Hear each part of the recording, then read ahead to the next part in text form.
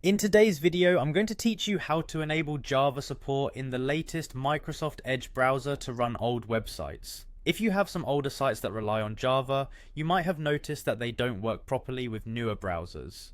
This can be quite frustrating if you need access to content or tools that are critical for your tasks. Don't worry though. By following these steps, you can ensure those sites run as intended in Microsoft's latest Edge browser. Let's get started.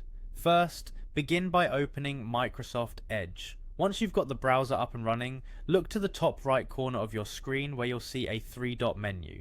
Clicking on this will reveal various options. From this drop-down menu, proceed to Settings. It might seem like a simple step, but this is where all the magic will start to happen. Now within the Settings menu, navigate to the section labelled Default Browser.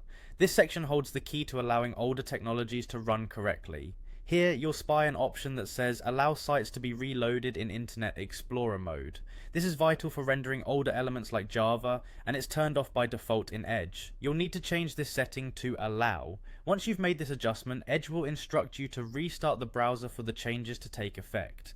So click on Restart. It's a quick refresh to make sure all your new settings are applied correctly. After the restart, it's time to head over to the Java-based site you need to access. Simply type in the URL as you normally would.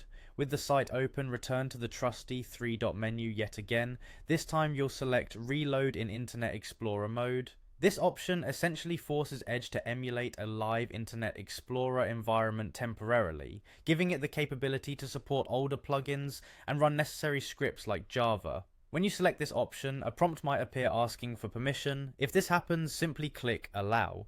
It's just the browser ensuring you're aware of the change and confirming your intent to run the site in this special mode.